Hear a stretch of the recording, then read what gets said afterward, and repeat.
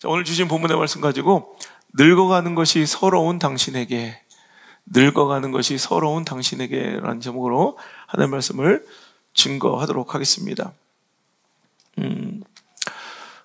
어느덧 보면 뭐 누구나 해당되고 누구나 다 받아들일 수 있는 말씀의 주제인 것 같아요. 여기 아무리 젊은 애들 봐요. 물어봐도 어우, 내가 이 나이가 되었다니.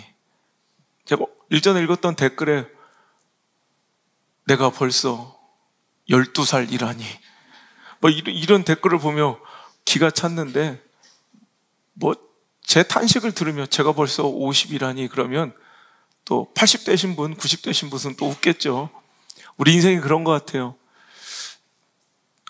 오늘 잠깐 이렇게 되돌아보니까요, 참 시간이 빠르게 지나가고 흘러가는 것을 자꾸 실감하게 돼요. 젊었을 때 자꾸 꼰대 같은 아저씨들의 말이 있었어요.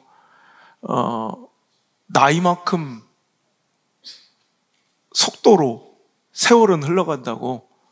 되게 꼰대 같지 않아요? 들으면 20대에는 20km로, 30대는 30km로, 40대는 40km로 흘러가는 시간인데 60, 70대니까 점점 나이 먹는 속도, 세월이 더 빨라지더라는 거예요. 되게 꼰대 같았는데 어느 순간 제가 딱 느끼는 바가요, 이제 50을 맞이하면서 야, 이게 참 맞는 소리 같다라는 생각을 해요. 막 대학 입학에 막 설레움, 아직도 저는 그 30년 전 그 진짜 엊그제 같은데 조금 있으니까 김민우의 이병열차 안에서를 불렀거든요. 어색해진 짧은 머리를 보여주긴 싫었어. 손 흔드는 사람들 속에 그댈 남겨두기 싫어. 그런 게 있어. 그러다 어느쯤 되니까 김광석의 서른 즈음에를 듣고 있어요. 점점 더 멀어져 간다. 머물러 있는 청춘인 줄 알았는데.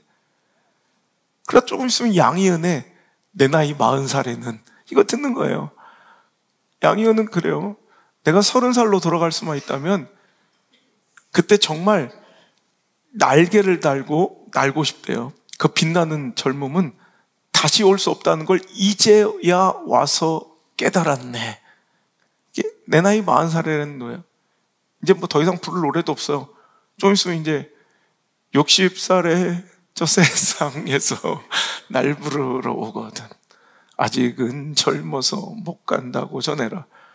70세 저 세상에서 날 데리러 오거든. 아직은 젊어서 아직은 할 일만은 못 간다고.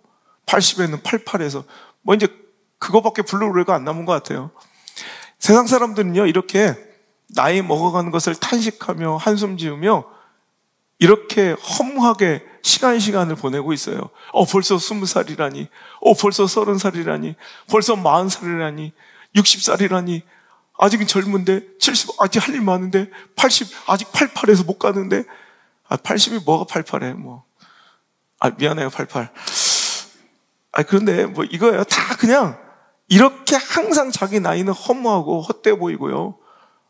제가 요즘에 뭐 이렇게 고장나는 데가 많은지, 제가 어느 순간 서러운 게요, 인사돌 광고가, 이가탕 광고가 공감이 되기 시작하는 게 너무 짜증이 나는 거예요. 옛날에 잇몸냥 광고는 나는 보이지도 않았는데, 좋은 음식이나 고기를 이렇게 보면, 막 이렇게 먹는 먹방을 보면, 와, 잘 이게 아니라, 저 사람은 참 이가 튼튼한가 봐. 나도 모르게, 와, 저 사람 이가 참 괜찮네. 이런 생각이 드는 제 모습. 자꾸 이번에 찾아온 목사님들이 저한테 머리를 좀 심으라는 거예요, 머리카락을. 그러면서 적극적으로 예약을 해주셨어요. 그 다음 주에, 나 진짜, 세계 모발 이식학회 회장님을 만나요. 제가 자꾸 떨어져가는 여러 신체 기능이 좀 서글프대요. 우리 여리고 정복 특세하면서요, 우리 의사 선생님이 절대 이제 더 이상 그런 식으로 무릎 꿇지 말라고, 저는 20년 동안 무릎 목회였습니다. 그냥 무릎으로, 금식으로, 어떤 문제 있던, 집안에 어떤 가정에 어떤 성도들의 문제 있던, 자기들은 밥 먹고 있어도 암병 환자 한 명 생기면 수술 끝날 때까지 일주일 열흘을 진짜 그 한 사람만 해서 꼬박 병실 앞에 무릎 꿇고요, 수술실 앞에 무릎 꿇고, 수술 10시간, 12시간, 14시간 걸려도 끝까지, 수술 끝날 때까지 자기들은 밥 먹으러 갔다 오는데 가족들은 그 하루도 금식 못하고, 저는 일주일을 금식하며 수술 끝날 때까지 그 암병 환자 다 살린 거예요.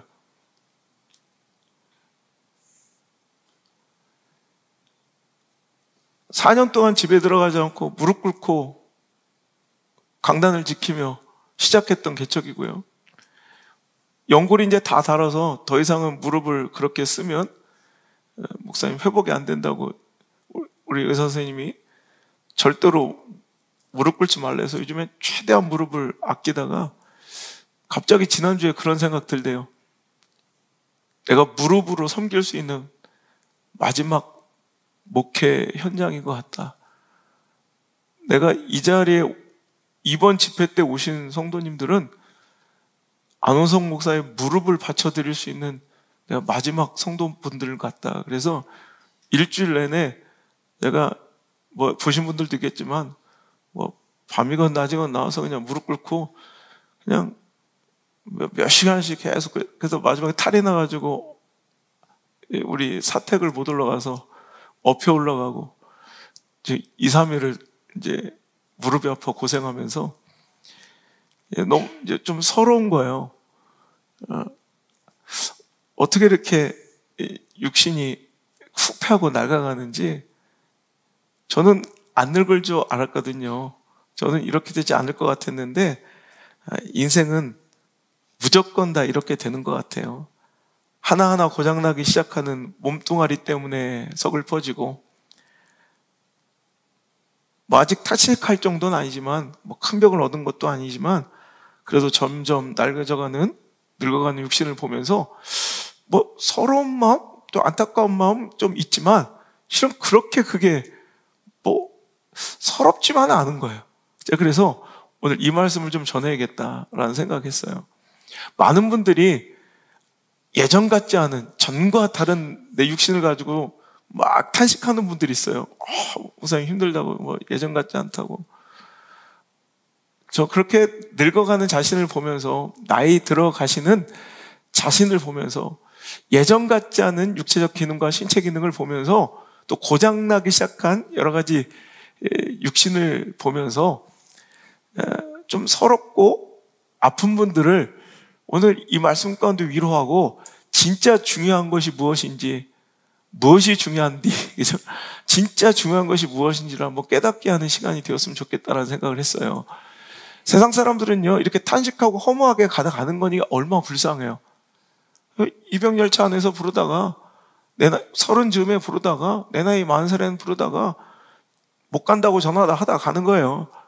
뭐 소망이 없잖아요. 근데 우리는 그것을 그렇게 불행하게 생각하거나 서러울 것이 없고 안타까울 것이 없는 것이, 우리는요, 무조건 우리 육신은요, 물론 아무리 관리해서 조금은 젊어지고 동안이 되고 조금은 젊어 보일 수는 있으나, 이런 보이지 않는 곳에서 다 후패하고 낡아져가는 육신 안고 이제 천국 가기를 기다리는 인생들이에요. 그렇지만 우리는요, 겉사람은 늙어가지만 속사람이 새로워질 수 있다는 희망이 있다는 거죠. 여러분, 오늘 말씀이 그거예요. 그러므로 우리가 낙심하지 않는데요. 여러분, 낙심하지 마시길 바랍니다. 우리 겉사람은 낡아지나 우리의 속사람은 날로 새로워지고 있다고 고백하고 있는, 여러분, 이 사도 바울의 고백이 여러분 우리 고백되면 된다는 거예요. 여러분, 이게 바로 건강한 신앙이에요. 겉사람은 낡아져도 속사람은 날로 새로워지는 인생, 그런 신앙 되기를 우리 소망해 봅시다. 육신은 후패하나 우리의 영은 날로 젊어지고 새로워지는 그런 신앙과 믿음, 이것이 바로 저와 여러분에게 하나님께서 바라시는 그런 믿음 생활, 신앙 생활, 그리고 우리에게 맡겨주고 선물하신 인생의 모습인 줄 믿습니다. 여러분, 저는요, 나이 먹어가는 것이 그렇게 서럽지만은 않은 것이, 나이 먹어가는 것이 그렇게 안타깝지만은 않은 것이, 전 어느 순간 되게 행복하더라고요.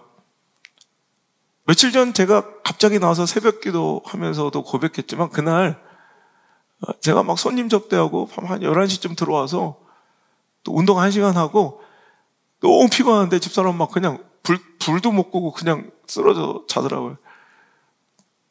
저는 운동 1시간 하고 성경을 너무 읽고 싶은 거예요. 그래서 잠깐만 성경 읽고 자야지 해서 성경 읽다가 난 한 1시쯤 됐다고 생각하고 시계를 봤더니 새벽 3시 40분인 거예요. 그러니까 잠깐 사이에 막 성경에 빠져들어가지고 한 4시간을 그냥 그 자리에 꼼짝 않고 막 오색 볼펜 가지고서 막 성경을 주신 은혜들을 막 적는데 4시간이 그냥 지나. 너무 행복해가지고 우리 사역자들한테, 야, 오늘 내가 말씀 전할게. 그리고 또 40분 운동하고 찬물로 샤워하고 내려온 게 그날 새벽이에요. 저는요, 이번에도 노안이 또 더 진행돼서 또 안경, 누진 다초점 렌즈가 비싸거든요. 저는 눈이 너무 안 좋아서 몇 번을 압축해야 되기 때문에 굉장히 큰 돈이에요.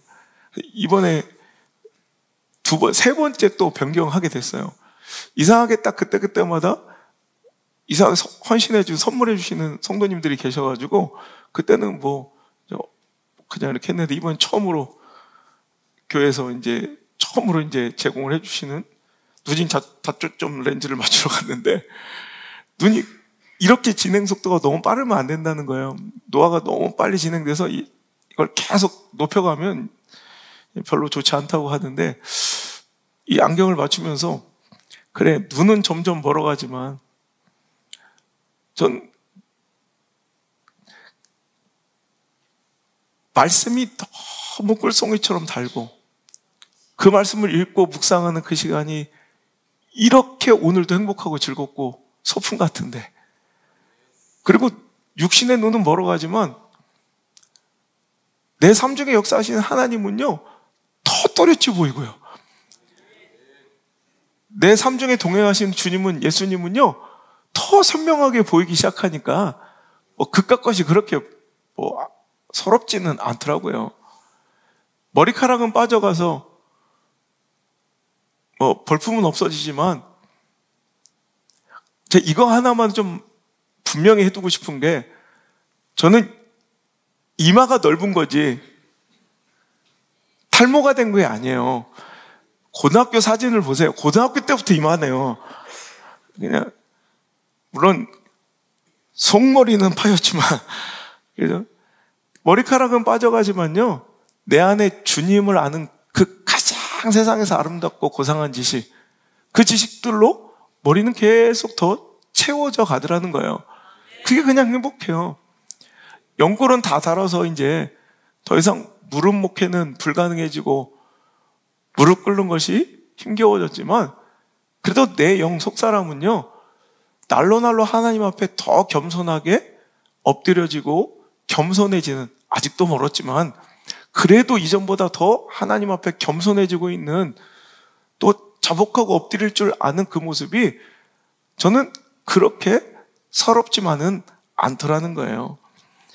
여러분, 몸은 날로 건강해지고 역주행하는데, 와, 청춘이라는 소리 듣고 동안이라는 소리 듣는데, 속사람, 영혼은 피폐하고 낡아지는 인생보다는요, 차라리 겉사람은 어쩔 수 없이 맡겨주신 사명과 사역을 감당하며 점점 후퇴하고 낡아지고 고장나서 삐그덕거려도, 내 속사람은 더 청춘이고 어려지고 더 순결해지고 날로 새로워진다면, 이건 서럽고 서글픈 일이 아니라 감사한 일입니다.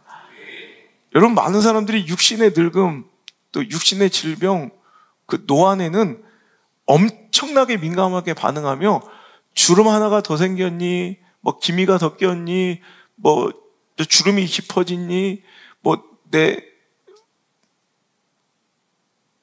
면역력이 떨어지고 어떤 수치가 좀 떨어졌니, 이런 것은 굉장히 예민하고 민감하게 반응하고 그것에 막 맞춰서 약 챙겨 먹고 막 그냥 뭐 시술을 받고 뭐 찍어 바르고 이런 거는 굉장히 막 안타까워하고 철저하고 막 그렇게 예민하고 민감하게 반응하면서 제가 보니까 영혼의 늙음, 그 속사람의 병듦에 대해서는 인지하지도 못하고 별로 신경 쓰지도 않는, 여러분 속사람이 낡아지고 후패하고 피폐해지고 늙어가고 여러분 젊음을 잃어가는데 그런 것은 별로 힘겨워하지도 않고요, 힘들어하지도 않고 서글퍼하지도 않는 이런 인생들을 보면 참 그 사람들이 더 불쌍한 사람들이에요. 여러분 최악은 몸도 낡고 영도 낡는 거예요. 최악은 몸도 늙고 속사람도 늙는 거예요. 여러분 우리는 몸은 늙을 육신은 후패해져 갈 수 있어도 낡아질 수 있어도 여러분 속사람 하나만큼은 우리 젊다고 자신할 수 있는, 영하다고 자신할 수 있는, 청춘이라고 노래할 수 있는 그런 인생 한번 살아보시기를 주 여러분 축복합니다. 우리는 보이는 것에 예민해요. 보이는 것에 집착하고 보이는 것만 꾸미려고 하고 관심 있지만 사도 바울의 고백을 보세요. 자, 우리가 읽은 본문의 말씀 16절부터 한번 다시 한번 읽어볼까요? 자, 시작. 그러므로 우리가 낙심하지 아니하노니 우리의 겉사람은 낡아지나 우리의 속사람은 날로 새로워지도다. 우리가 잠시 받는 환난과 경한 것이 지극히 크고 영원한 영광에 중한 것을 우리에게 이루려 함이니. 자, 18절 시작. 우리가 주목하는 것은 보이는 것이 아니요 보이지 않는 것이니 보이는 것은 잠깐이요 보이지 않는 것은 영원함이라. 여러분 우리가 진짜 신경 써야 될 건강은요 영적 건강이고요, 우리가 진짜 신경 써야 될 아름다운 미모는 바로 이 잠깐 있다말 보이는 것이 아니라, 육신의 미모와 젊음이 아니라 보이지 않는 영원한 이 속사람과 영혼의 젊음과 미모를 더 신경 쓰고 가꿀 줄 알아야 된다는 거예요. 여러분 우리가 주목하고 우리가 관심 있는 건 뭐래요? 사도 바울은 보이는 것이 아니라 보이지 않는 것에 자기는 관심이 있대요. 우리 세상 사람들은요 보이지 않는 것보다 보이는 것에 집착하고 관심 있고 그것에 예민하고 민감하고 그것 꾸미는 데 미쳐 있어요. 하지만 여러분 이것 아시길 바랍니다. 보이는 것은 잠깐이요 보이지 않는 것이 영원합니다. 우리 영원할 속사람, 보이지 않는 그 영혼의 젊음, 청춘, 건강, 아름다움을 우린 챙길 줄 알아야 되고 민감할 줄 알아야 되고 관심 가져야 되고 꾸며야 된다는 거예요. 근데 우리 어떻습니까? 베드로전서 우리 한번 3장 3절 띄워줄 수 있어요? 3장 3절 시작. 너희의 단장은 머리를 꾸미고 금을 차고 아름다운 옷을 입는 외모로 하지 말고, 4절 시작. 오직 마음에 숨은 사람을 온유하고 안정한 썩지 아니할 것으로 하라. 아멘. 여러분 우리는 뭘 치장하고 꾸미는 것에 집착하지 말래요? 3절. 너희 단장, 우리는 뭘 꾸미는 데 집착해요? 우리 단장 머리 꾸미고 금 차고 제이골드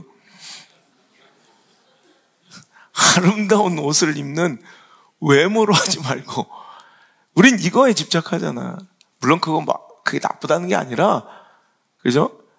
근데 우리의 단장은 맨날 외모에만 국한돼 있고 머물러 있으니 문제라는 거죠. 우리는 그 외모의 단장 못지않게, 아니 외모의 단장보다 훨씬 더 우리는 뭐 해야 된다는 거예요? 속사람, 마음에 숨은 사람, 그죠? 우리 고린도후서의 말씀으로 보면 속사람, 그죠? 온유하고 안정한 심령에 썩지 아니할 것으로 해야 된다는 거예요. 할렐루야. 그죠? 오늘 여러분, 오늘 우리가 이 말씀이 거울 되었으면 좋겠어요. 육신의 모습을 비춰주는 거울은 많을 거예요. 여러분 집에 가서 육신의 단장은 그 거울 보면서 하면 되겠지만 영혼의 단장은 이 말씀의 거울 앞에 비춰봐야 돼요. 내 영혼은 지금 몇 살인가라는 신체의 나이라는 게 있더라고요. 제가 올해도 이제 종합검진을 받아보면 내 진짜 실제 나이와 신체 나이가 진짜 신체 나이가 나오면 내 원래 나이보다 신체 나이가 어리게 나오면 기분이 되게 좋잖아요. 그죠? 제가 요즘에 역전돼서 옛날에는 제 나이보다 신체 나이가 훨씬 많이 나왔어요. 막 월등하게. 한때는 몸이 너무 안 좋을 때는 거의 신체 나이가 6, 70세 이상까지 나올 정도로 몸이 다 망가졌었는데 요즘에 신체 나이가 오히려 제 나이보다 막 점점 젊게 나와요. 2년 전, 3년 전 집회 갔던 교회들 제가 다시 집회 가면 오히려 몇 년 전보다 더 젊어졌다는 얘기를 들어요. 그러니까 이런 기분 좋잖아요. 그죠? 근데 그거보다 더 기분 좋고 행복해야 될 것은 이 말씀의 거울 앞에 내 영혼의 영적 나이를 체크해 봐야 돼요. 신체 나이는 젊어졌는데 영적 나이는 완전히 늙으냐? 불행한 거예요. 여러분, 우리가 영적 나이를 점검해 볼 수 있는 체크리스트가 있어야 돼요. 우리 영적 나이는 얼마인지에 관심 갖는 그 영적 관심이 있어야 돼요. 여러분, 육신의 나이가 중요한 게 아니라 속사람, 여러분 숨겨진 사람, 영원한 것, 보이지 않는 것, 그 속사람의 젊음과 아름다움이 훨씬 더 중요할진데 우리는 그것을 단장하고 꾸민 것에 관심이 없다는 거예요. 오늘도 이 말씀 속에서 여러분 영혼이 단장되고 여러분의 속사람이 건강해지고 여러분의 숨겨진 사람, 그 안에 있는 영혼이 젊어지고 건강해지는 거룩한 축복이 있길 바랍니다. 먼저 점검하는 데부터 시작되고 내가 늙어가고 있다는 걸 인정할 때 시작될 수 있다는 거예요. 그리고 그것을 안타까워할 때 여러분 뭔가 회복은 이루어질 수 있다는 거야. 우리가 육신에 보이는 이 외형적인 것, 이것의 후패함과 낡아짐에 우리가 안타까워하는 그 마음 정도만 우리 영혼의 낡음과 후패해지고 늙어감에 안타까움과 서러움을 좀, 서글픔을 좀 가질 수 있는 진짜 그런 영적 욕심이 있는 성도들 되었으면 좋겠습니다. 이게 진짜 그리스도인이죠. 외적인 단장만 꾸미고 교회도 마찬가지잖아요. 외적인 것만 교회면 교회예요. 껍데기만 좋아지면 교회예요. 십자가만 붙이면 교회예요.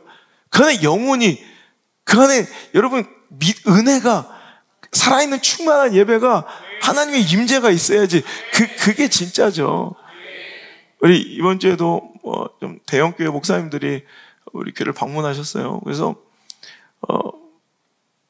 하시다 우리 예배당에 딱 들어오셨는데 갑자기 막 울컥하시더라고요. 하나님의 임재가 느껴지네요. 그래서 여러분 그게 진짜인 거예요. 껍데기로는 비교도 안 되는 우리 시골 교회지만 여러분 뭉클해 하시면서 하나님의 임재를 느끼시는 그 모습을 보면서 여러분 그게 당당함이에요. 우리 그리스도인 자랑은요, 내가 얼마나 내 신체 나이가 몇 살인 줄 알아? 내 얼굴 동안이지 이런 걸 자랑하는 게 아니라 진짜 당당함은 내 속사람의 나이가 얼마인 줄 알아?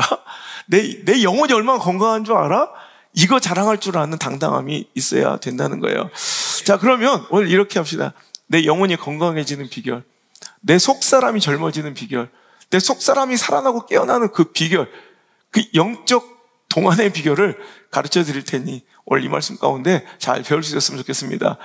3가지로 말씀드릴 수 있어요. 첫 번째, 우리가 속사람이 깨어나고 젊어지기 위해서는 고난을 잘 견뎌야 돼요. 환난을 통해서 오히려 속사람은 건강해진다는 거예요. 여러분, 이 고린도후서가 쓰여진 배경을 한번 설명드리면서 이 말씀을 이어가는 것이 좋을 것 같아요. 여러분, 먼저 고린도후서의 이야기를 하려면 고린도 교회 이야기를 하는 것이 좋을 것 같아요. 그래야 이해가 빠를 것 같아요. 자, 고린도 교회는 사도 바울의 선교 여행 중에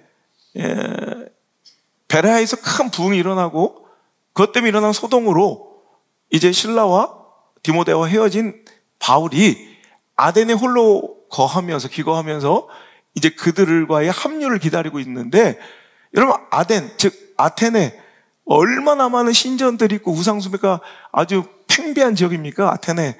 그러니까 거기서 사도 바울은 가만히 참지 못하고 이 복음의 열정 때문에 거기서 복음 전하다가 난리가 난 거예요. 그 소동 때문에 또 쫓겨난 것이 고린도입니다.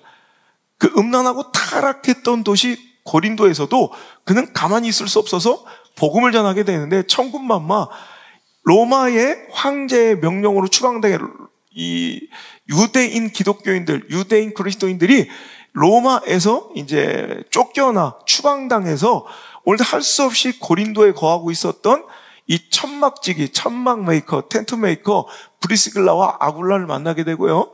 거기서 함께 텐트를 만들어가며 복음을 전하게 되고, 그 음란하고 더럽고 그 천박했던 도시에 세워진 첫 번째 교회, 사도 바울의 개척 교회가 바로 고린도 교회가 되는 것입니다. 그리고 그들은 한 3년 남짓 사역하다가 다른 사역자를 세우고 이제 떠나가 선교 여정을 이어가게 되죠. 자, 그런데 문제는 여기서 발생하는데요. 사도 바울의 3차 선교 여행 중에 사도 바울은 이제 에베소를 통해서 마게도니아 지역을 지나서 고린도로 방문하기로 계획을 세운 거예요. 그런데 그가 에베소에 있어서 이제 마게도니아 지역으로 돌아가서 그리스 쪽으로 다시 고린도로 내려가려고 계획하고 사역하고 있는 중에 고린도 교회의 엄청난 분란과 문제에 대한 소식을 듣게 됩니다. 난리가 났다. 이상한 복음이 들어오고 이상한 이런 사람들이 교회 안에 이 복음을 혼탁하게 만들고 있다는 이런 끔찍한 소식을 듣고요. 그가 걱정된 마음에 그냥 막 그것을 깨우치기 위해서 편지를 쓴 것이 바로 고린도 교회를 향한 그 편지가 바로 고린도 전서인 겁니다. 그래서 그 고린도 전서를, 첫 번째 고린도를 향한 편지를 디모데의 손에 쥐어 고린도로 보내게 됩니다. 그리고 나서 디모데의 이제 보고를 받게 되는데, 이게 문제가 보통 심각한 게 아니다라는 이제 디모데의 보고를 받게 되고, 이 문제를 그냥 둘 수가 없어서 이 고린도 교회를 향한 이 편지로 그들이 깨달음과 변화가 없는 거예요. 그러니까 이제 마게도냐를 거쳐서 이렇게 가렸던 계획을 변경하고 사도 바울은 배를 타고 그냥 바로 고린도로 가서 고린도 교회 성도들을 좀 깨우치려 했는데, 문제는 여기서 발생해요. 글쎄 고린도 교회 성도들이 사도 바울을 배척합니다. 여러분, 고린도 교회는 누가 세웠다고요? 사도 바울이 개척한 교회예요. 그런데 고린도 교회 성도들이 사도 바울을 배척하고 오히려 더 나가서는 사도 바울의 사도권을 의심합니다. 네가 언제부터 목사인데? 너 목사 맞아? 나 너 인정할 수 없어. 오히려 그의 권면을 받아들이기는커녕 오히려 사도 바울을 배척하고 사도 바울을 대적할 뿐 아니라 사도 바울의 사도권을 의심하는, 여러분 이거 목사 입장에서는요 엄청난 영적 상처예요. 그래서 사도 바울은 할 수 없이 다시 에베소로 쫓기듯 돌아오게 돼요. 그래서 그 안타까운 상황 속에서 고린도 교회를 살리고 그들을 다시 회복시키고 회개시키기 위하여 간절한 마음으로 편지를 써서 디도의 손에 들려 2차 편지를 보내게 됐는데요. 그런데 그 편지 아직 답장, 그 보고를 아직 받지 못한 상태에서 이제 불안해하는 이제 사도 바울의 이야기가 고린도후서에 이제 많이 있어요. 그러니까 고린도전서, 고린도후서 우리가 알고 있는 이 사이에는 편지 하나가 더 존재합니다. 그죠? 그 편지가 지금 실종되지 않고 남아있더라면 고린도 전서 후서가 아니라 고린도 1서, 2서, 3서가 됐을 수도 있어요. 근데 이 고린도 후서의 내용을 보면 그 편지가 중간에 하나 더 있었다는 이런 단서들이 좀 나와요. 그래서 7장, 고린도 후서 한번 7장 8절 한번 읽어볼게요. 시작. 그러므로 내가 편지로 너희를 근심하게 한 것을 후회했으나 지금은 후회하지 아니함은 그 편지가 너희로 잠시만 근심하게 한 줄을 알미라. 이 내용 때문에 그 중간에 있었던 지금 없어진 그 편지를 근심의 편지 이렇게 부르기도 하고요. 또 2장 한번 보면 4절 보면 시작. 내가 마음에 큰 눌림과 걱정이 있어 많은 눈물로 너에게 썼노니 나오죠. 그러니까 이게 그 편지예요. 근데 잃어버린 없어진 편지. 그러니까 뭔가 눈물로 쓴 편지. 그래서 눈물의 편지라는 이런 별명으로도 불리고요. 또 6절 보면 이러한 사람은 많은 사람에게서 벌 받는 것이 마땅하다. 그러니까 사도 바울을 대적하고 오늘도 교회 질서를 흐리는 사람들을 오늘도 냉정하게 이건 벌 받아 마땅하다 이렇게 이야기하는 이 내용으로 인해서 이 편지를 책망의 편지, 가혹한 편지 이렇게 부르기도 합니다. 하여튼 고린도 전서와 후서 사이에는 뭔가 편지 한 통이 더 있는 거예요. 디도를 통해 전해준. 그런데 이제 에베소에서 이제 고린도 교회가 어떻게 변했는지 이 편지, 그러니까 어찌 보면 이 설교를 영상으로 보낸 거나 마찬가지로 오늘날로 보면 그 설교를 듣고 깨달았을까 안 깨달았을까. 저도 예를 들어 시리즈 설교나 또 이번 여리고 정복 특세나 이렇게 설교를 준비할 때 막 간절하면 그 말씀을 통해 어떻게 변화될까, 어떻게 회복될까 그 기대감이 엄청나게 큰데 그 디도의 답변, 디도의 이 피드백을 받지 못한 채 성교정을 따라 할 수 없이 에베소를 떠나 이제 마게도냐로 가게 돼요. 자, 그 내용이 2장 13절에 나오는데, 자, 12절 13절 시작. 내가 그리스도의 복음을 위하여 드로아의 이름에 주 안에서 문이 내게 열렸으되 내가 내 형제 디도를 만나지 못하므로 내 심령이 편하지 못하여 그들을 작별하고 마게도냐로 갔노라.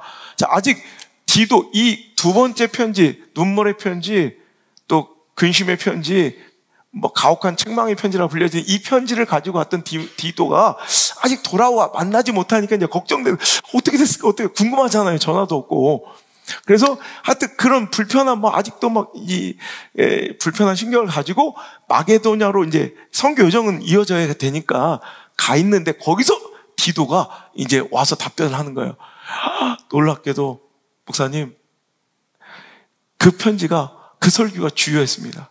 그래서 그 두 번째 편지 때문에, 그 근심의 편지, 눈물의 편지 때문에 이제 고린도 교회가 회복된 거예요. 회개한 거예요.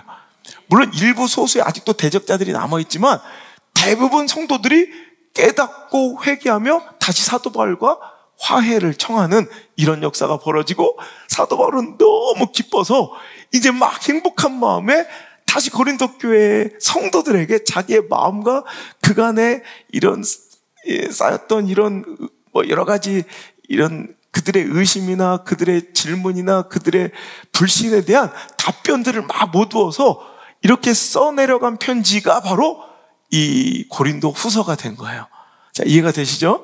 자, 이런 배경 속에서 자, 오늘 우리가 그냥 단면으로 요 주제만 읽고 끝날 것이 아니라 왜 이런 편지가 이렇게 고린도후서가 어떻게 쓰여진지를 이해할 때 이 말씀이 훨씬 더 은혜가 있을 것 같아요. 제가 장시간을 설명하는데요.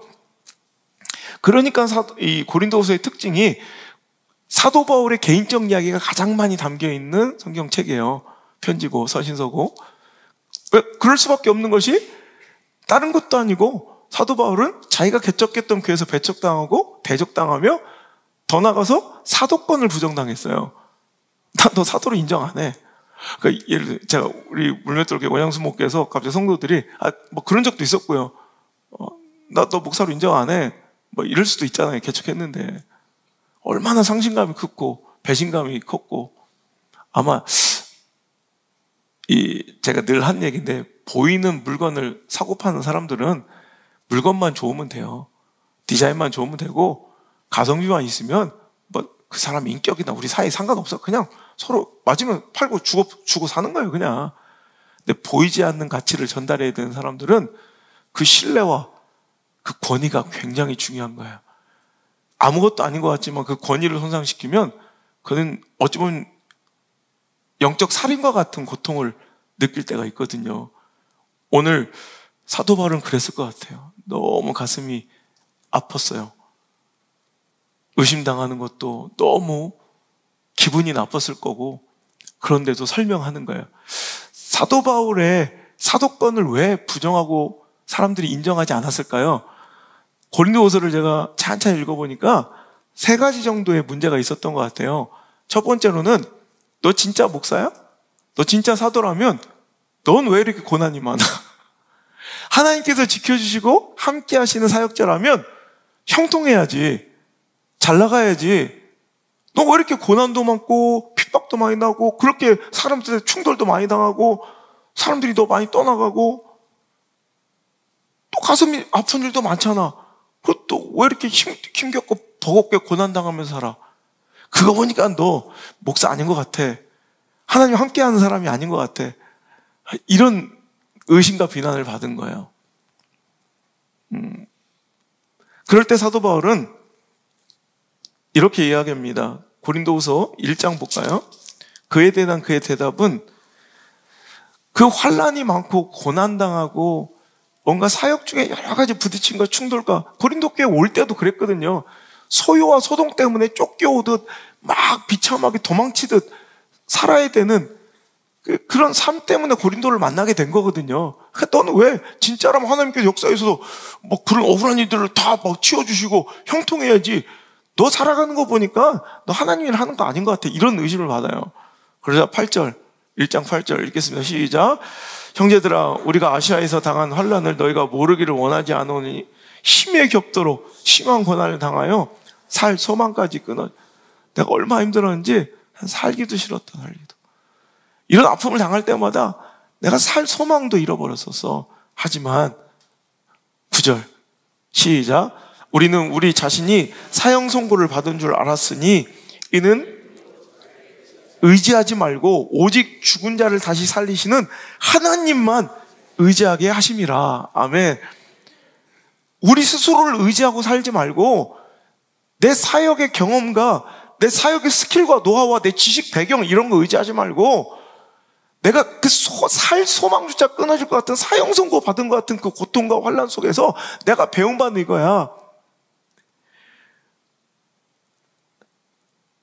우리로 자기 자신을 의지하지 말고 오직 하나님만 의지하게 하시기 위하여 나에게 주신 고난이야.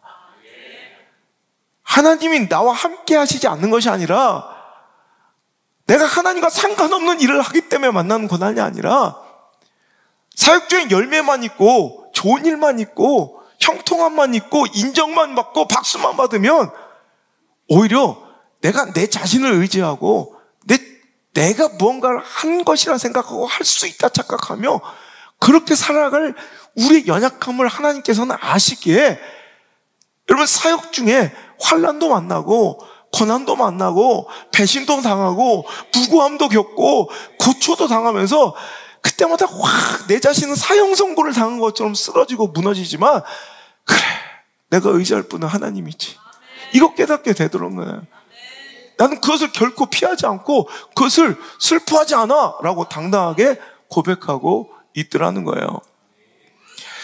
우리가 목사님들 만나서 설교에 대해서 우리 한국 교회에 대해서 이야기하면서 이번 주에 그런 얘기했어요. 그 대형 교회니까 이제 부목사들 많을 거 아니에요. 목사님 그런데요. 부목사들 데리고 너 앞에서 네가 맡은 기관들, 네가 맡은 그 팀들 혹은 우리 교회에서 뭐 수요예배, 새벽 예배 드릴 때 성도들이 은혜 받았어요. 이런 말에 속지 마라. 진짜 은혜 받은 거 아니다. 자꾸 익숙한 곳 안에서 그냥 그거 갖고 만족하지 말고 진짜 냉랭한 곳에 가고 진짜 나는 여러분들 한번 청소년 집회 한번 세워봤으면 좋겠어. 여러분 그 냉대 알아요? 중2짜리들 쫙 앉아있는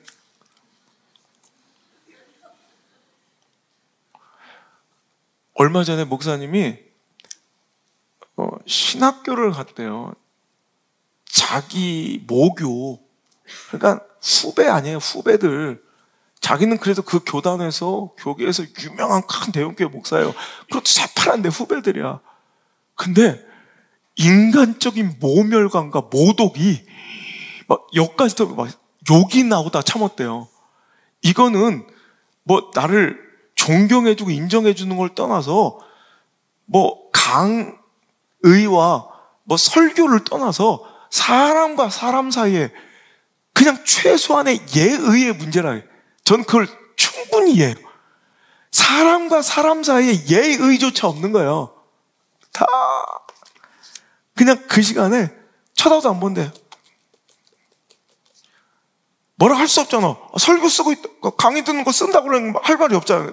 카톡하면서 전화하면서 갑자기 나갔다 들어오고 전 너무 모멸감을 느꼈대. 자기 후배들인데, 그리고 자기가 그래도 나름 성공한 목회자인데도 저 따위니 저런 인간성 갖고 저런 인격 갖고 뭘 하겠냐는 거예요.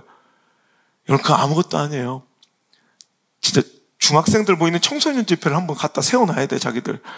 그 냉랭함과 그 냉소와 그 막 공격적인 눈빛들, 그거 한번, 근데 그런 데서 살아나는 거예요. 오히려 나를 전혀 기대하지 않고 나에 대해서 공격적이고 뭔가 경계심 갖고 있는 그런 데 가서 설교하면서 그들을 눈 아래에서 눈물을 터치면요, 은혜를 끼치면요, 막 자복하게 만들면요, 거기서 내 속사람이 막 살아나고 영이 막 날이 서지는 거예요. 할렐루야. 여러분, 오늘 사도 바울이 그런 거예요. 나는 고난당하면서 내 속사람은 깨어나. 내가 환난당하면서 너희들은 그것 때문에 내가 하나님의 종이 아니라고 비방하지만 나는 그 고난과 환난 속에 더 하나님 의지하면서 내 속사람은 살아나. 우리가 너무나도 잘 아는 말씀에 묻혀서 이 말씀 잘 이해하지 못할 때가 있어요. 오늘 부분의 말씀이 4장 16절이잖아요. 근데 그 위에 말씀이 너무 우리가 좋아하는 찬란한 말씀이라 막 그냥 내 마음대로 해석하는 거죠. 자, 8절, 9절 한번 읽어볼게요. 시작. 우리가 사방으로 우겨쌈을 당하여도 쌓이지 아니하며 답답한 일 당하여도 낙심하지 아니하며 박해를 받아도 버림받지 아니하며 거꾸로 뛰림을 당하여도 망하지 아니하고. 할렐루야. 막 우리가 이 말씀 되게 좋아하잖아요. 근데 이 말씀이 어떻게 나오게 되냐면, 자, 7절. 우리가 이 보배를 질그릇에 가졌으니 이는 힘이 큰 능력은 어디에 있고 하나님께 있고 우리에게 있지 아니함을 알게 하려 함이라. 그러면서 나는 우겨쌈을 당해도 괜찮아. 그럼 뭐 답답한, 이게 군대용어로 완벽한 포위를 당했을 때 얘기해요. 완전히 포위 당해도 나는 괜찮아. 나는 박해를 받아도 되고 거꾸로 뜨림을 당하여도 망할 것 같고 죽을 것 같고 끝난 것 같아. 끝나지 않더라 이거예요. 그러면서 나는 그때마다 10절, 우리가 항상 예수의 죽음을 몸에 짊어지면 예수의 생명이 또한 우리 몸에 나타나시더라는 거예요. 사도 바울이 잘 쓰는 표현 중에 예수의 남은 고난을 내 몸, 내 육신에 짊어진대요. 내 육신에 채우길 원한대요. 그러니까 오늘도 항상 예수의 죽음을, 그러니까 예수님의 죽음, 이거는 십자가, 예수님의 그 고난의 과정까지도 포함한 내용. 그러니까 예수님의 고난 당하신 과정과 그 십자가를 내 삶에 품는 거예요. 내 육신에 품어버리니까 그 고난뿐만 아니라 예수님의 죽으심뿐만 아니라 예수님의 생명 또한 내 삶 속에서 발휘되고 나타내더라 이거예요. 그러면서 나온 말이 16절 이거예요. 그러므로 우리가 낙심하지 아니하노니. 할렐루야. 이 말씀이 그래서 나오는 거예요. 내 겉사람은 낡아지나 내 속사람은 날로 새로워진다. 이 말씀이 여기서 나오는 거예요. 이해가 되십니까? 오늘도 사도권에 대한 비방을 받으면서 네가 언제부터 자 보면요, 우리 자 3절 볼까요? 3장. 자 고린도서 3장 1절 보세요. 우리가 다시 자천하기를 시작하겠느냐? 그러니까 너 무슨 권한, 너 무슨 학위, 너 무슨 자격으로 좀 너 목사라고 부르는 거야? 너 목사 안수증 한번 보여줘. 뭐 이런 거야. 옛날에 이런 시스템도 없을 거 아니야. 추천서. 너 누가 사도로 널 추천했어? 그러니까 우리가 그럼 다시 신학교 가서 뭐 신대원 가서 내가 다시 이거 커리어 쌓아야 돼? 내가 추천 받아와야 돼? 내가 목사 안수 받아야 돼? 이 얘기를 하는 거예요. 내가 다시 자천하기 시작했느냐? 우리가 어떤 사람처럼 추천서를 너에게 붙이거나 혹은 너에게 받거나 할 필요가 있겠느냐? 그러면서 너희들이 내 목사 안수증이다 이거예요. 이 교회가 세워지고 너희들이 예수 그리스도를 믿는 이 복음 사역이야말로 이 하나님 나라의 이 이루어짐이야말로 내가 주의 종인 것을 이거보다 더 증거할 수 있는 일이 어딨냐? 이렇게 해서 막 얘기하면서 야, 이런 걸로 날 의심하면 되냐 하면서 답답해서 한 말이, 내가 사역 중에 선교 사역 중에 이렇게 답답한 일 당하고 우겨쌈을 당하고 낙심한 일이 많고 거꾸로 뜸을 당하고 핍박과 환난 고난 천지백가리고 수많은 사람에게 모독을 당하고 조롱당하고 배신당하고 떠나가고 충돌하고 소동을 일으키고 갇혀지고 매맞아도 내 속사람 봐라, 날로 새로워지고 있잖아. 날로 예수의 생명이 내 삶 속에서 나타나고 있잖아. 내가 예수님의 남은 고난 그 죽음을 짊어지니 예수의 생명 또한 내 삶 속에서 새록새록 살아나고 있잖아. 그러면서 나온 결론이에요. 내 겉사람은 낡아질 수 있어. 내가 하나님 사역하고 성교 사역하면서 그 수많은 환난과 고난 때문에 그냥 내 겉사람 육신은 다 피폐해질 수 있고 후패해질 수 있어도 내 속사람과 영은 날로 새로워지며 살아나고 있단다라고 자신 있고 당당하게 얘기할 수 있는 거예요. 할렐루야. 여러분, 오늘도 그 고난은 고난 때문에 내가 우리 자신을 의지하지 않고 하나님만 의지하고 심히 큰 능력은 하나님께 있지 나에게 있지 않냐면 알게 하려 함인 것이지, 내가 하나님이 내 사역과 선교 사역에 동참하지 않고 동행하지 않고 내가 하나님 일을 하지 않는 사람이 아니다라는 것을 오늘도 이렇게 피력하고 있는 거라는 말이에요. 두 번째로 사람들이 사도 바울의 사도권을 의심하고 부정했던 이유 중에 하나가, 사도 바울은 편지는 글을 잘 써. 근데 만나보니까 실망하는 거야. 설교는 별로 못했나 봐요. 그러니까 이게 진짜 만나보면 좀 매력이 없었나 봐. 그러니까 보니까 막 진짜 글로써 딱 사람들을 막 감화감동 시켰는데 만나보면 골골해. 막 육체의 가시도 있어. 갑자기 막 그 간질인지 안질인지 몰라도 뭐 두 가지 중에 하나라고 많은 신학자들이 생각해요. 아주 심각한 안질로 잘 보지 못해요, 저처럼. 혹은 심각한 간질로 갑자기 거품을 물고 막 쓰러지고 발작을 일으켜요. 그냥 그게 별로 매력이 없는 거야. 그리고 글로 읽었을 때, 전해준 서신을 읽었을 때 그 감동보다 설교를 좀 못했나 봐요. 자, 이런 내용이 10장 한번 보세요. 고린도후서 10장 10절. 자, 시작. 그들의 말이, 그의 편지들은 무게가 있고 힘이 있으나 그가 몸으로 대할 때는 약하고 그 말도 시원치 않다. 야, 이것 때문에 아무래도 그거 좀 목사 아닌 것 같아. 뭐 이런 사도권의 부정을 당한 거예요. 가슴 아프죠. 그래서 사도 바울은 뭐라고 있냐? 그래, 나 약함에 대해서 막 아니라고, 나 강하거든. 그거 거품 아니거든. 치약이었거든. 나 눈 잘 보이거든. 막 이렇게 막 우기지 않고, 맞아, 나 약해.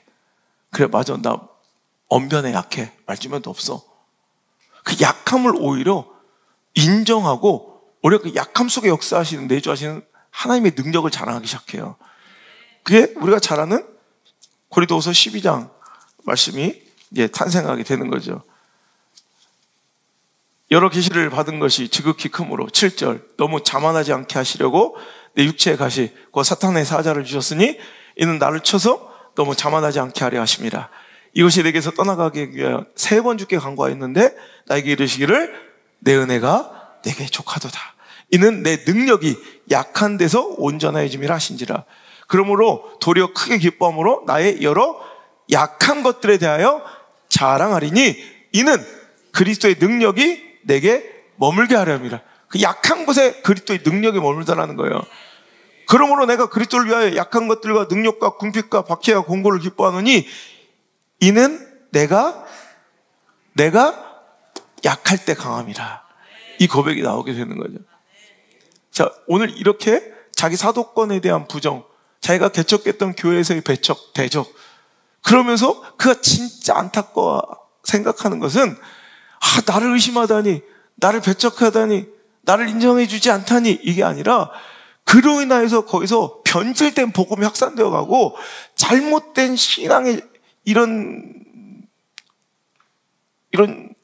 오염된 이런 신앙의 교리와 복음들이 자꾸 교회를 망쳐가고 영혼들을 망쳐가는 것이 안타까워서, 그러니 자기를 변명하기보다는 내가 전했던 그 복음의 순결함, 그것을 인정받기 위해서 자기의 변론을 막 이야기하다 보니까 어찌 보면 고린도후서는요, 자신의 개인적인 이야기와 변명으로 쓰여진 것 같지만 결국에는 그 복음의 진수와 복음의 아주 정수들이 순결하게 담백하게 표현되는 가장 멋진 이 서신서 중에 하나로서 아주 빛나게 돼 버리더라는 거예요.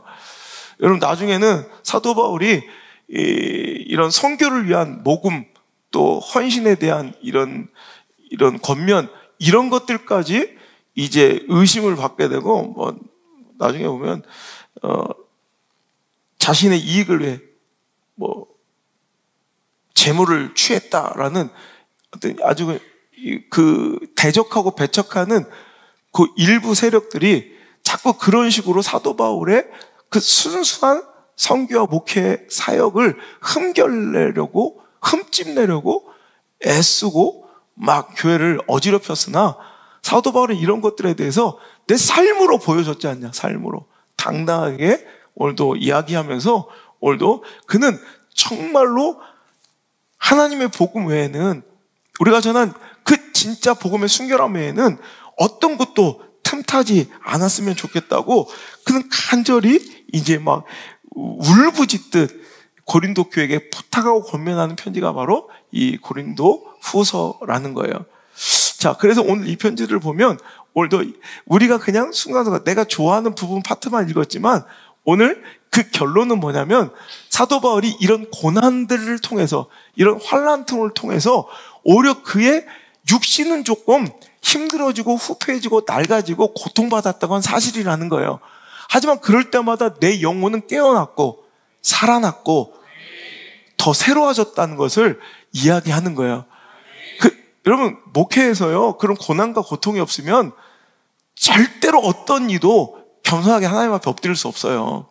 저는 진짜 목회 20년의 제 사역을 되돌아보면 그 고통과 고난과 비난과 차라리 그 이해되지 않는, 정말 설명되지 않는 그런 사람들의 그런 모습들이 오히려 저를 더 하나님 앞에 순결하게 서게 하고 더 연골이 닳도록 무릎 꿇게 했고요. 더 정직하게 하나님 앞에 서려고 더 나를 담금질하는 시간이 되었더라는 말이에요. 욥기서의 말씀처럼 23장 10절 내가 가는 길을 그가 아시나니 그가 나를 단련하신, 연단, 환난, 고난 포함된 얘기예요. 단련하신 이후엔 내가 뭐예요?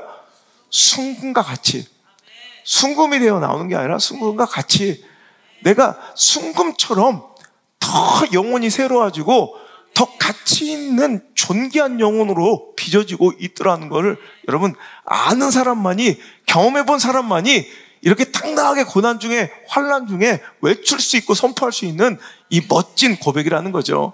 오늘도 저 여러분이 이런 고백할 수 있는 인생들 되었으면 좋겠습니다. 환난이 찾아왔습니까? 생각해 보세요. 그 환난 때문에 살아요. 고난이 있습니까? 핍절함이 있습니까? 가난함이 있습니까? 막힘이 있습니까? 이런 오해가 있습니까? 무고한 핍박이 있습니까?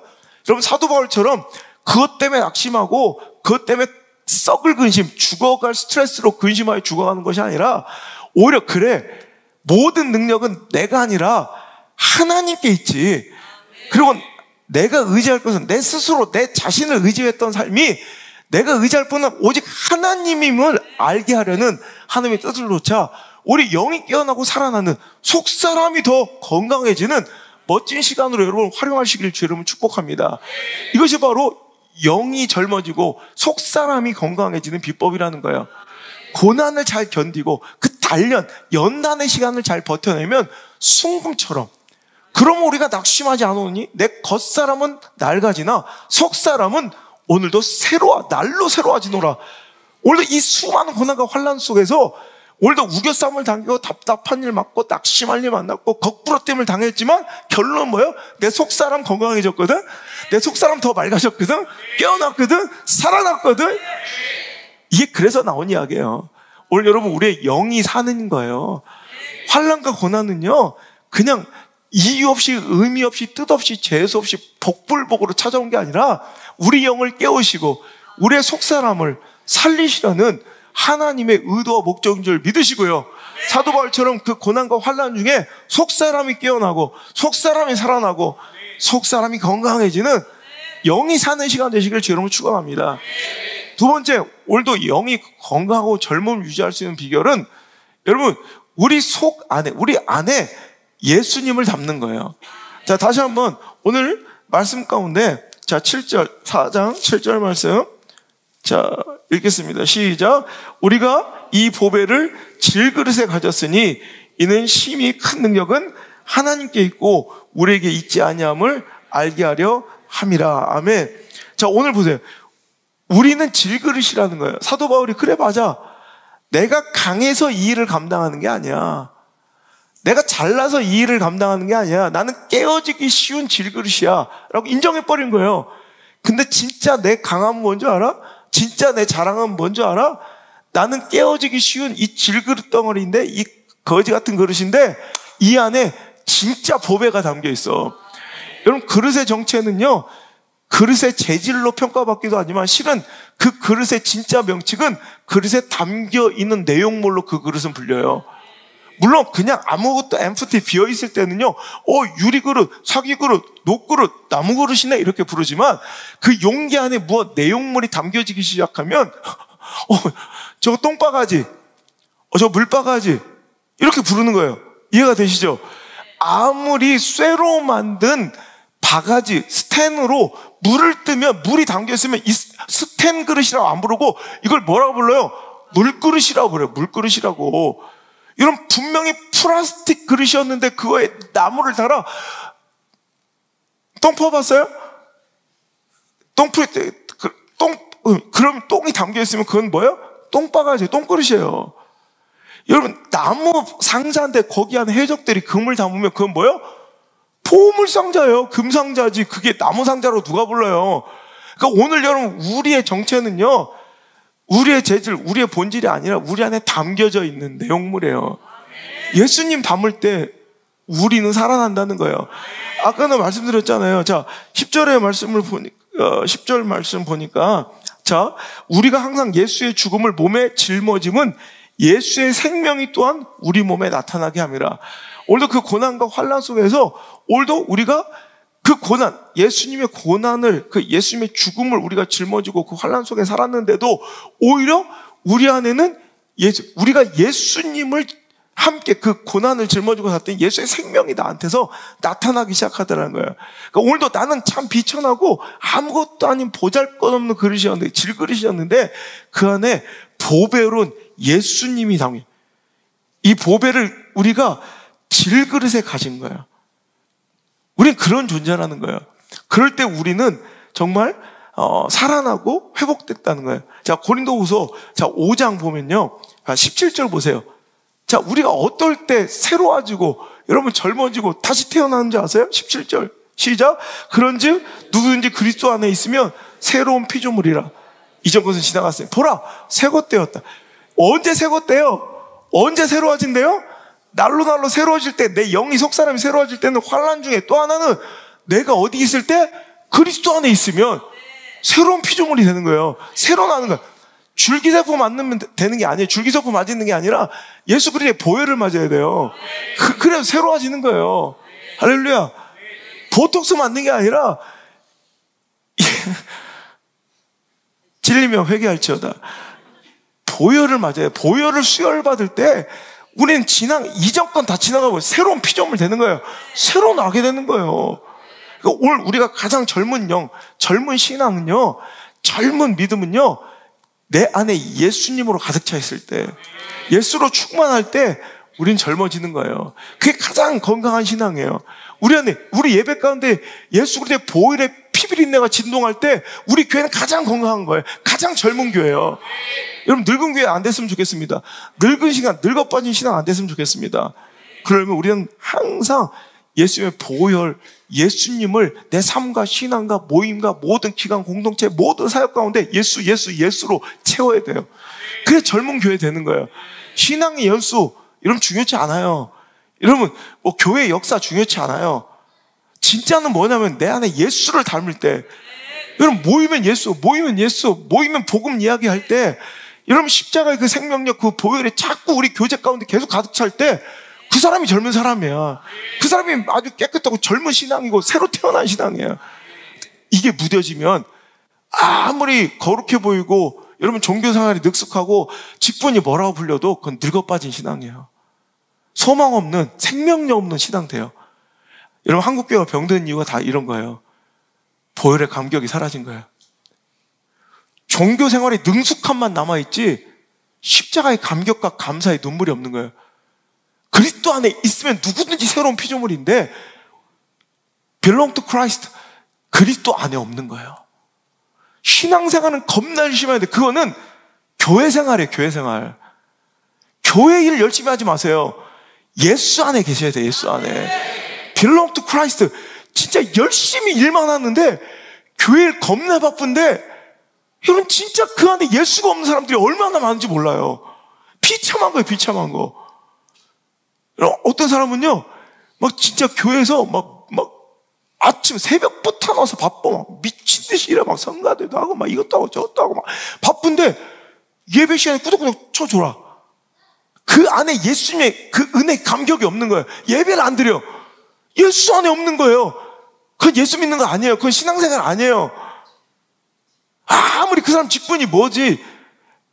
여러분, 그 사람이 신앙, 몇 대째 신앙이 그 필요도 없어요. 여러분, 내 안에 예수님의 감격이 있어야 돼요. 십자가의 감격이 있어야 돼요. 그 주인공이 나라는 그 막 가슴 뛰는 그 행복감이 있어야 돼요. 우리 예배 중에 흘리는 그 눈물이 있어야 돼요. 닳고 달아버진 신앙은 예수가 떠나가신 거예요. 십자가의 감격, 십자가를 짊어지지 않고 있는 거예요. 그 십자가의 감격과 감사의 눈물이 사라져버려요. 그러니까 무뎌진 신앙이에요. 무뎌진 신앙. 그게 늙은 거라고. 하지만 누구든지 그리스도 안에 있으면 새로운 피조물. 보라, 새 것이 되었도다. 와, 한번 보세요. 옆 사람 한번 보세요. 와, 새 것 같네요. 와, 새 것 되세요. 새 것 되세요, 진짜. 예수로 가득 차야 돼요. 아무리 좋은 영양제, 아무리 좋은 화장품, 아무리 좋은 시술을 받아도 여러분, 노안의 문제는 해결될 수 있을지 모르지만 우리 영과 속사람은 여러분 예수님으로 충만할 때 그때만 새로워져요. 목사도 내 안에 예수로 충만할 때 살아 역사는 말씀이 나오는 거고요. 얼마 전에 목사님들 몇백 명 상대로 강의하다가 그냥 별거 없이 당신부터 예수 믿으세요 그랬어요. 별거 없이 내 안에 예수님의 생명력과 그 은혜가 가득 차세요. 그리고 말씀 전하세요. 절대로 성도들을 가르치려 하지 마세요. 우리가 무언데 성도님들을 가르칩니까? 아마 저나 여러분보다 그분들이 더 숭고할걸요. 우린 여기서 벌어먹고 사는 사람들인데 그분들은 그 힘들게 일하고 오셔서 여기서 또 일합니다. 여기서 돈 주고 생활 다 시켜주는데도 그 일을 불성실하게 하는데 그 일도 하기 싫어서 그렇게 난리인데 저분들은 저렇게 애쓰고 수고해. 나는 우리 성도들 와서 교회에서 일하고 계신 거 보면 내가 막 너무 몸둘 바를 모르겠어요. 엄습생에 와서 막 저 피곤한데 와서 막 일하고 계신 거 보면 저 힘들고 어려운데 와서 일 끝나고 와서 막 그 피곤한 몸으로 와서 애쓰는 우리 한인이 보면 우리 집사님들 보면 난 너무 미안해 죽겠어. 그리고 와서 막 씻지도 못하고 교회로 달려서 화장실 청소하고 쓰레기통 비우는 성도님들 보면 난 너무 미안해서 감격스러워서 가만히 못 있겠어요. 우리가 누구를 가르쳐? 감히. 설교는 내가 누린 것을 나눠드리는 것 뿐이에요. 그렇게 설교하십시오. 그렇게 제가 가르쳤어요. 여러분 그거예요. 여러분 내 안에 생명력, 그래서 성도들은 다 안다. 그때 깜짝 놀랐어요. 당신이 예수 믿고 예수로 충만해서 하는 설교인지 아니면 책 읽고 지식으로 하는 설교인지 성도들은 다 안다. 성도들은 다 안다. 성도들 속이려고 하지 말고 꿈도 꾸지 말고 진실로 나부터 예수 믿고 예수 안에 충만해져서 설교하라.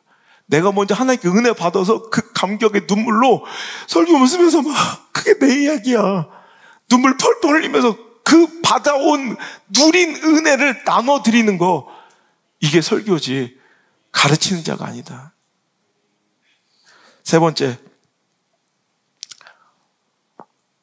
우리 영이 젊어지고 건강해지려면 성령 받아야 돼요. 한마디로 말씀드릴게요. 사도행전 2장 17절. 사도행전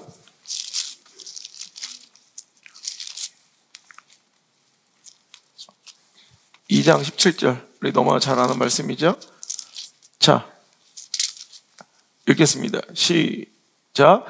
하나님이 말씀하시기를 말세에 내가 내 영을 모든 육체에 부어주리니 너희 자녀들은 예언할 것이요 너희 젊은이들은 환상을 보고 너희의 늙은이들은 꿈을 꾸리라. 아멘. 그때 내가 내 영을 내 남종과 여종에게 부어주리니 그들이 예언할 것이다. 여러분, 예언은 점치고 미래를 얘기하는 게 아니에요.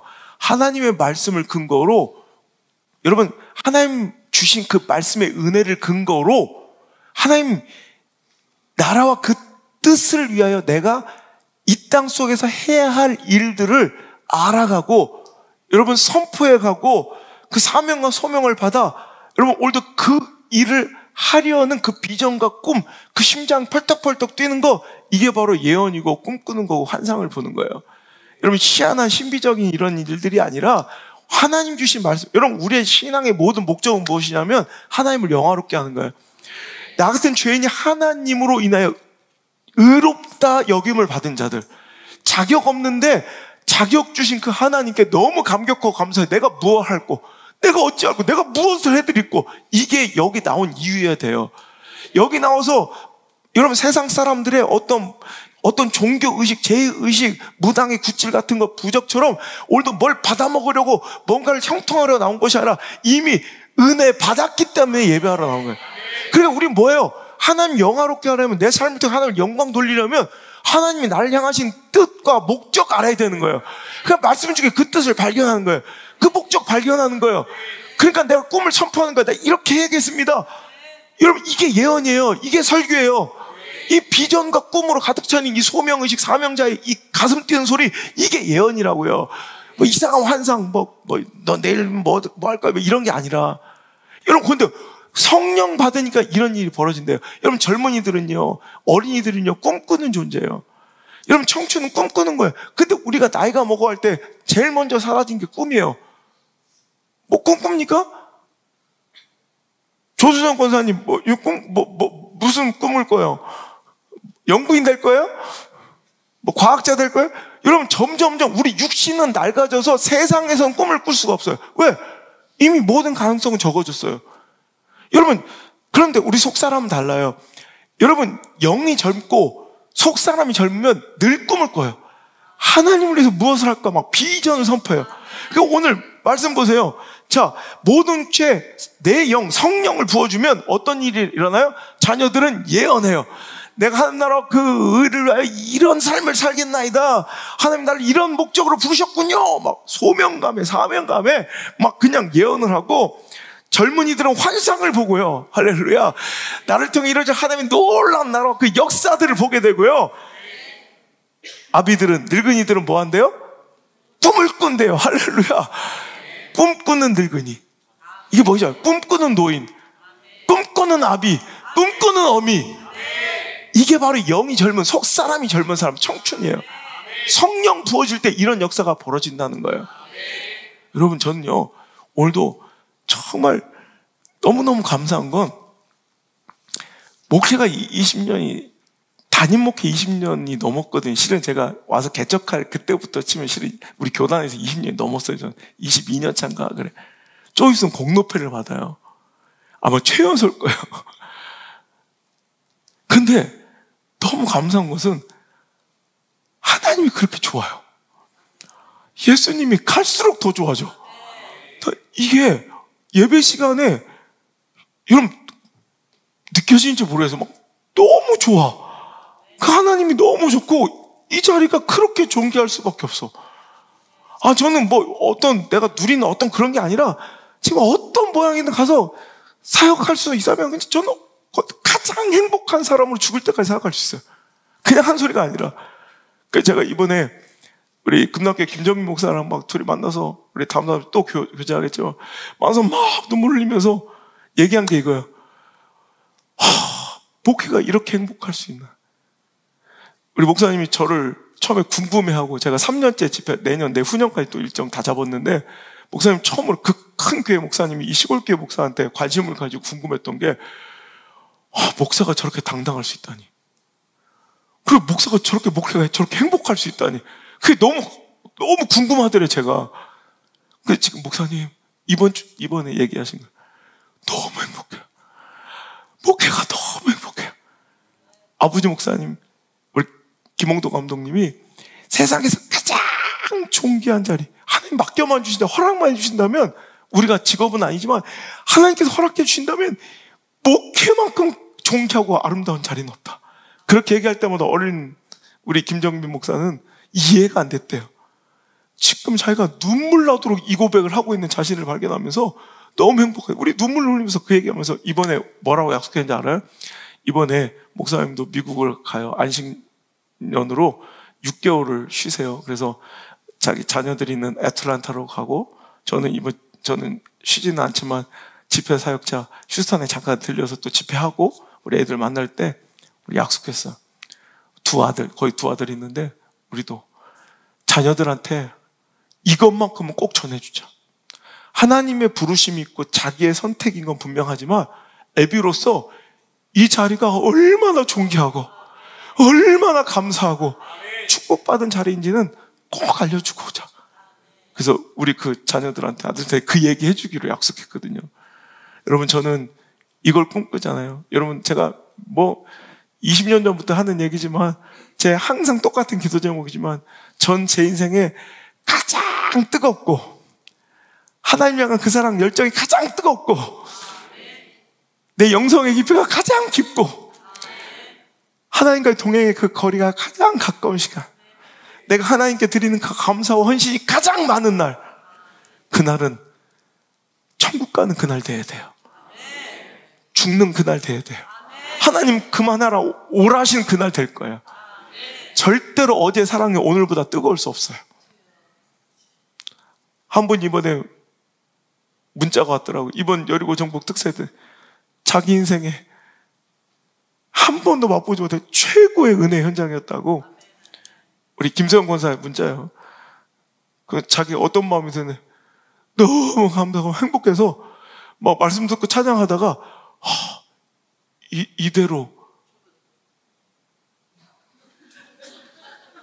내 카톡 봤어? 스토커 깜짝 놀랐네. 이대로 죽었으면 좋겠다. 아니 죽었으면 아니라 죽어도. 근데 내가 너무 놀란 건 제가 그랬거든요.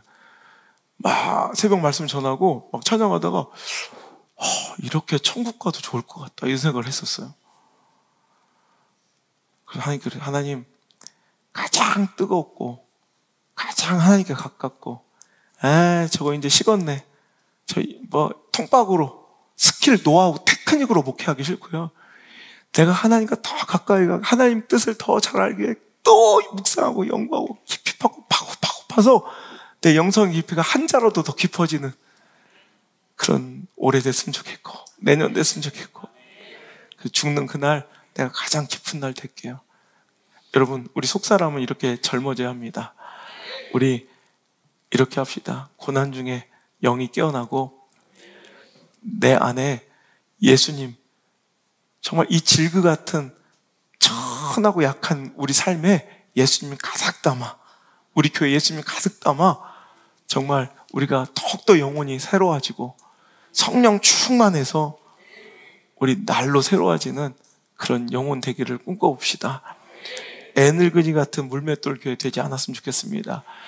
21년차 교회가 아니라 우리 교회는 새로 태어난 물맷돌 교회입니다.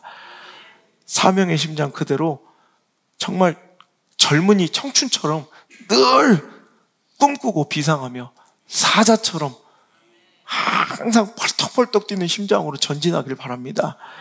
낡은 신앙, 후패한 신앙, 낡은 영혼, 그런 속사람들은 자녀들도 그 어린 청년들도 뒹굴뒹굴 굴르면서 대접만 받으려고 하고 노인네처럼 민기적거리지만 날로 새로워지는 속사람, 여러분, 영이 새로운 그 청춘들은 늙은이들도 아비들도 심장 터질 때 펄떡펄떡 뛰는 꿈을 가지고 살아갑니다.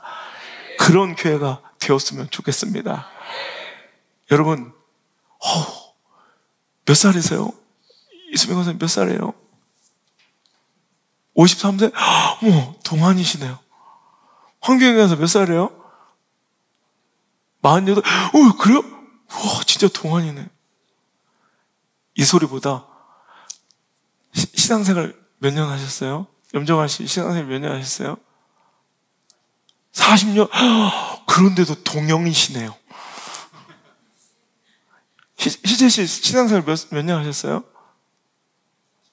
40년, 우와, 40년 신앙생활 했는데, 우와, 정말 동속이네요. 동속 사람 막. 그래서 동안이라는 칭찬에 우리 해벌쩍 웃지 말고, 영이 건강, 영이 어리고, 속 사람이 참 젊네요. 이런 칭찬 한번 받아보는 한 해 되시기를 주의 이름으로 축복합니다. 성령 임할 때, 할렐루야!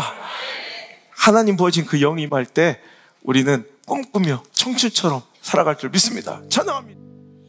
오늘 말씀의 거울에 비춰 내 속사람을 들여다보니 낡아지고 후패해지며 늙어가고 있음을 발견합니다. 주님, 육신은 겉사람은 늙어지고 후패해져도 내 속사람은, 내 영혼은 날로 새로워지며 청춘을 유지하고 오늘도 건강한 신앙과 믿음을 꿈꾸게 하시니 감사합니다. 주님, 우리가 고난과 환난 속에 내 영이 살아나고 내 속사람이 깨어나고 오늘도 청춘과 젊음을 유지하며 하나님을 의지할 수 있음을 알았습니다. 또한 내 삶 중에 우리 사역과 모든 목회와 또 교회와 생활 중에 예수님으로 충만할 때 내 영이 가장 건강함을, 가장 젊고 새로 태어남을 알았습니다. 성령 충만하면 아비들도 꿈을 꾸며 오늘도 청춘처럼 일어나는 것을 배웠습니다. 오늘 우리 겉사람이 늙어지는 것으로 낙심하고 서운해하는 자들에게 괜찮아, 네 겉사람은 낡아져도 네 속사람은 더욱더 예뻐지고 네 영은 더욱더 새로워지고 있단다. 축하한다. 고맙다. 하시는 하나님의 그 음성을 듣게 되며 위로받는 우리 귀한 시간 됨도 감사드립니다. 아버지 하나님, 우리가 꿈꿀 것은 동안이 아니요 동영, 젊은 속사람을 꿈꾸게 하시고 외모에 단장하고 보이는 것 잠깐 있을 외적인 것을 추구하며 오늘도 집착하고 예민하게 하지 않게 하시고 보이지 않는 영원한 것, 내 속사람을 단장하고 꾸미는 일에, 그 청춘과 젊음을 유지하는 일에 에너지를 쏟고 또 열정을 투자하는 우리들 될 수 있도록 인도하여 주옵소서. 예수로 충만한 가장 젊은, 어제보다 뜨거운 오늘, 하지만 내일보다 뜨거울 수 없는 오늘이기에 감사한 우리 성도들이 모여 주님을 찬양하고 예배합니다. 주여 아버지, 이 예배가 주님의 기쁨 되었기를 원합니다. 우리의 신앙과 삶이 항상 주님을 향한 정말 그 풋풋한 설레이는 사랑과 주님의 동행을 정말 느끼며 살아가는 아름다움으로 가득 차기를 원합니다. 주님, 이 말씀대로 우리를 새롭게 하여 주옵소서. 이제는 주 예수 그리스도의 크신 은혜와 나를 날로 새롭게 하시기를 기뻐하시는 하나님 아버지의 놀라우신 사랑과 오늘도 마지막 날에 자녀들이 예언하고 젊은이들이 환상을 보며 늙은이들도 꿈을 꾸게 하는 우리 성령님의 임재하심과 동행하심의 그 아름다운 역사가 오늘도 내 속사람이 젊어지기를 원하고 내 영이 젊어지기를 꿈꾸며 그 영적 건강을 추구하기로 결단하며 살아가는 우리 모든 성도들 머리 위에, 저의 삶과 사역 위에 이제부터 떠나가지 마시고 1초도 떠나지 마시고 1초도 떠나지 마시고 영원토록 함께 계시기를 간절히 또 간절히 축원하옵나이다. 아멘.